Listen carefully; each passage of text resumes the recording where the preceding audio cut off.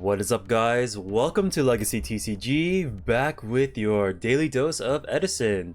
Today we have Collectible Exchange's 3v3 tournament, and this is the first round of 5 between Jaryd playing, I think it's some sort of Lightsworn deck versus Declan, which I'm assuming he's on Forgs. Yeah, look at that mat. That's the first E3 Yu-Gi-Oh mat you can get that he made himself from, was it RBET Denver? So he got, I think, top 16 to acquire that mat. Top 16 day one? No, day one. I think it's day one, top 16. But yeah, those 3 Starlight guys, they are something else.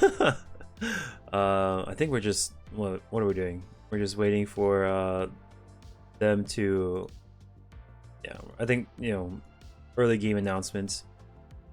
We're gonna fast forward. Okay. Solar Recharge is gonna be activated. The card's so nuts, dude. It's so good. Fixes your hand, mills some cards, does everything for you. Oh my gosh. Double Jane. Gonna mill 3 cards. We got 3 names engraved already and a card trooper to boot. Yeah, he's definitely on Forgs.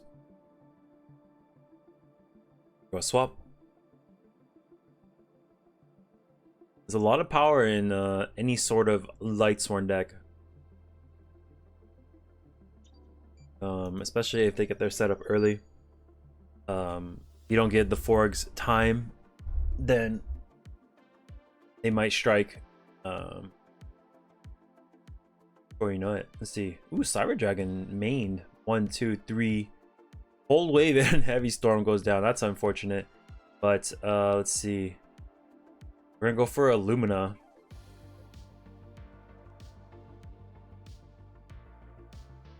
Yeah, definitely an uptick in Lightsworns in the past couple of weeks, which is scary. Honestly, that deck is very scary. The amount of power that deck can produce is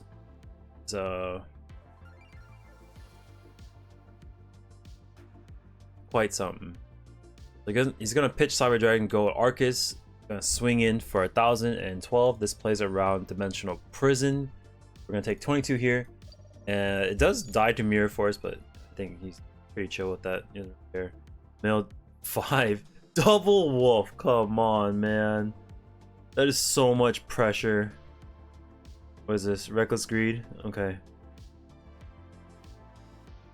that is so sick. Okay, he's gonna special Tribute Frog. We have to do some sort of response here, because I think Jaryd has Celestia in hand, so even if we do set up like a dupe block or something, it just gets blown up.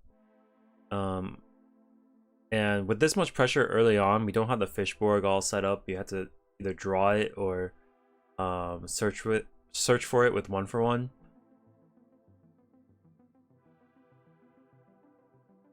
That's 4. I'm pretty sure that's 4 names. Either in grave or on board already. And a Necro to boot. Giant True Nade. Okay, it's a good sweeper. You have Threatening Roar down there.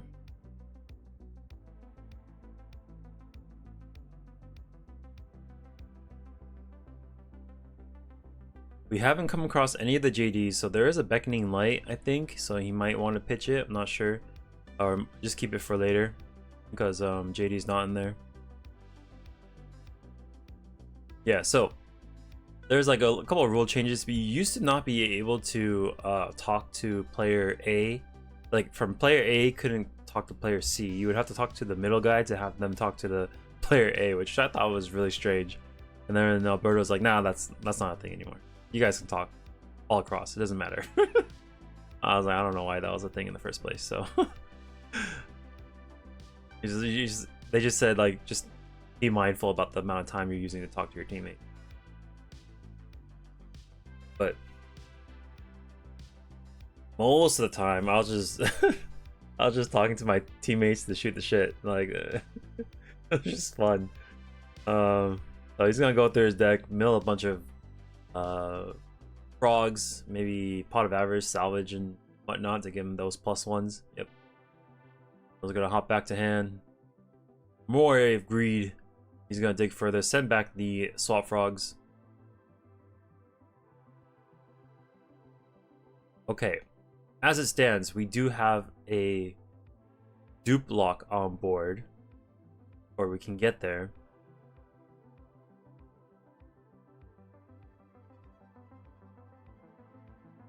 Okay, swap.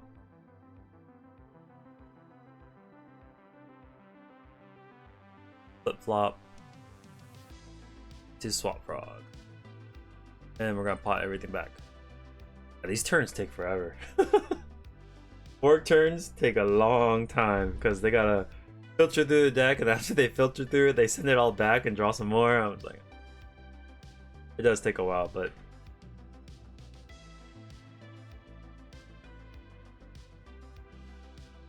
we're gonna salvage. Okay, add more.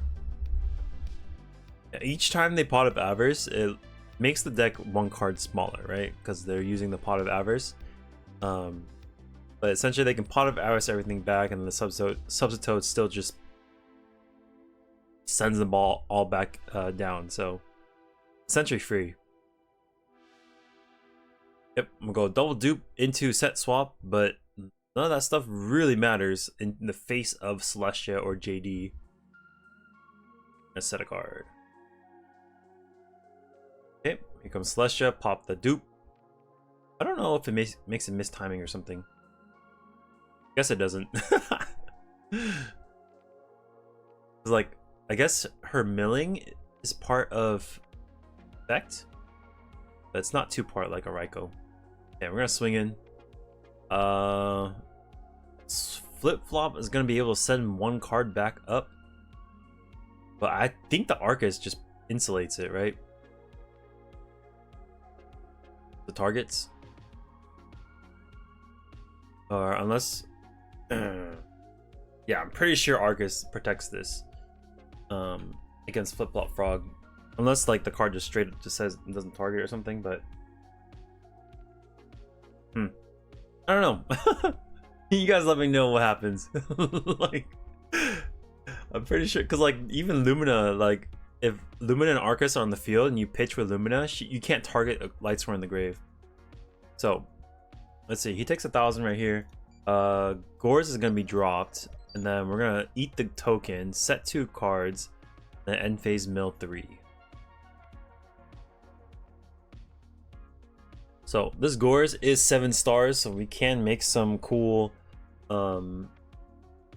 what is it? Fishborg stuff if we have access to it, but I don't think he drew it yet, which is unfortunate. Okay, sub is gonna crack this Treeborn, gonna go into Dez. Yeah, he really needs access to that Fishborg blaster. As soon as he finds access to it, that like it blows open the game. Really. The only way to get to that card is if you naturally draw it, or if you won for it. So like, he's trying his darnest to get there. Okay, Unifrog is gonna be able to peck for one of these cards. My body goes down, and then he's gonna be able to swing over the Lumina, but we have Honest and we have Necro, so maybe we just Honest here, and then it insulates against swap and Desfrog. Okay, I think he should just drop the Honest. You save a card, right? Because like it would get buffed by the Des, and then the swap frog can't even dare to go in, right? Okay, we're gonna go Des or Dupe Frog, crack Uni, go to swap.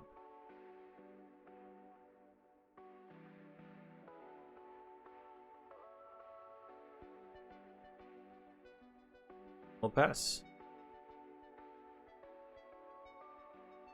Okay, recharge.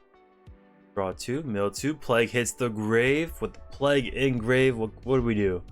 What can we do here?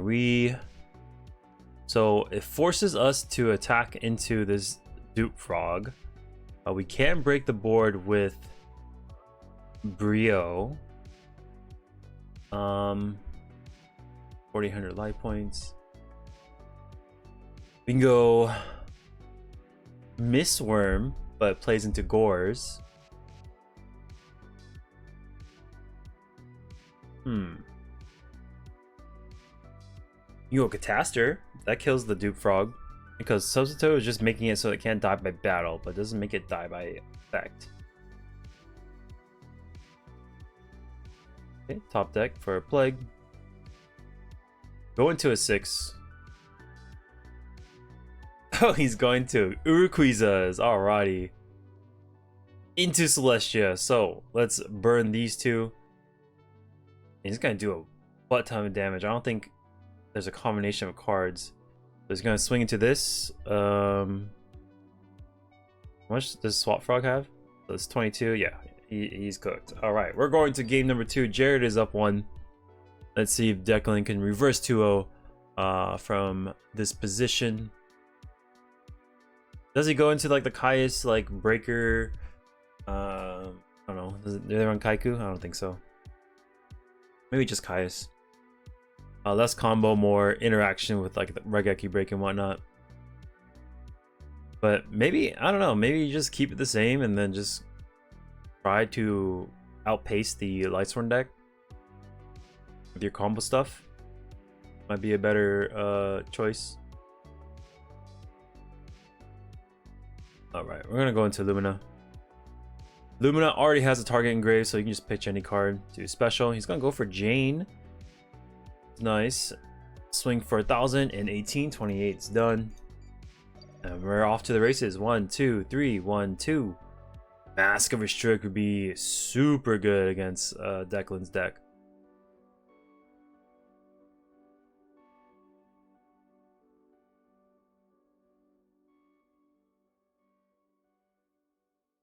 When I saw the Brio mat, I was kind of confused with what I was looking at. Because the tail is like going around, it's going backwards, going off the frame, back onto the frame, you know. And I was a little confused, but ooh, we go Caius.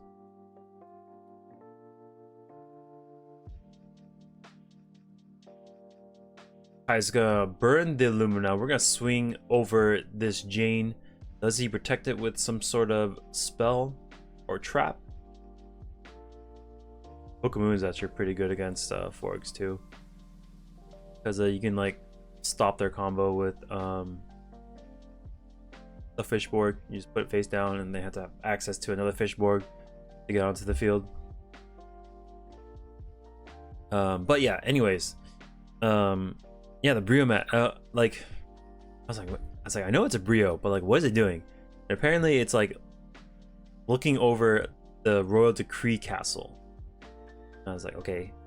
Like, I can kind of see it, but like it's not like definitively clear that that's what's happening. So you kind of, you know, you have to like, for someone to explain that to me, that's what I'm looking at.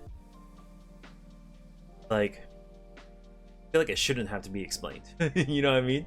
But he's gonna go. Let's see. Raigeki Break is gonna pop it after the resolution of Beckoning Light, and then we're going JD. We're gonna pay.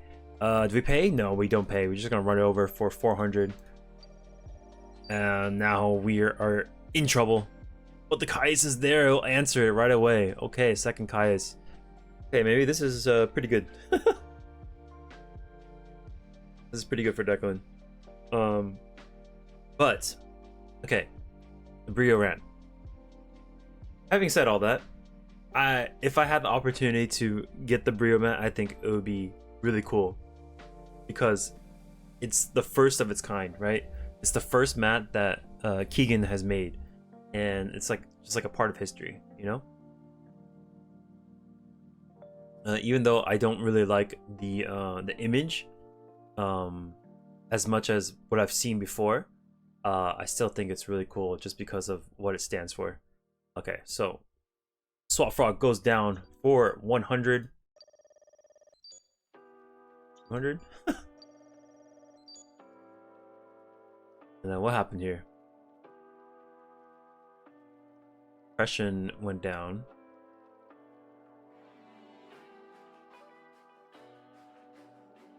Hmm.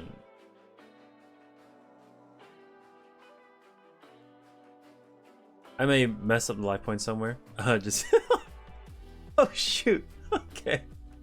I thought this okay, let's see. Do I cut this right here?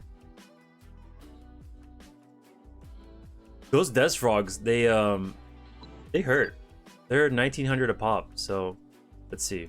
They're siding, so I think we go into game 3 right here. Okay, cool.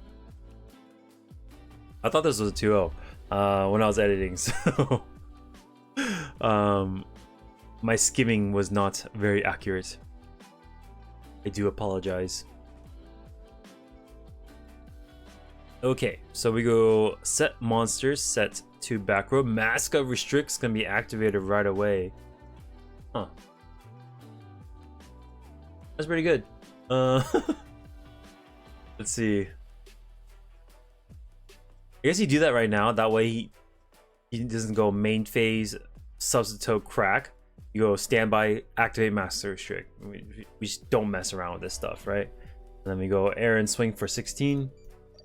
Declan needs to find a response for this master restrict. He does have the Raigeki break, which will clear it. We're gonna draw. What do we set face down? Was that like a Raiko? We're gonna go into Arcus. Arcus is gonna stop the Lightsworns from getting pinged down, but it will open up. I mean, the master restrict will be taken down eventually. So we'll take 12 and 16. We're gonna mill again. 1, 2. Oh, dude, that's a lot of names, dude. Holy moly.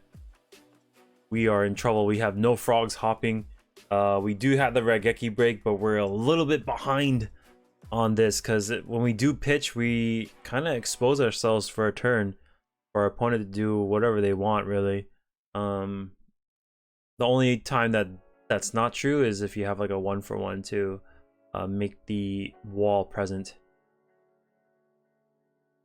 So we got a big thing. Raigeki break will be pitched to break the Mask of Restrict. We're gonna target the face down since it's not a Lightsworn, and then we're gonna chain the Threatening Roar as well. Uh-oh, it's not good. We do not have a frog. We just have a Caius. We have names engraved. Camera gets knocked, and the Celestia is gonna pop these two, and the wolf gets. Oh my goodness. So it's 23 plus 12 is 35. He was 100 short, but the wolf was there to seal the deal. Oh my gosh. Let's see, what's the last card right here? I don't think he even had a frog. A dupe frog, yeah. So we didn't really have access to a frog, so we were just kind of like really far behind. But the mill on the wolf was absolutely insane. Congratulations to Jaryd. That was a pretty fun match. I hope you guys liked the videos. Make sure to hit that subscribe button if you like to watch these. And yeah, I'll catch you on the next one. Peace.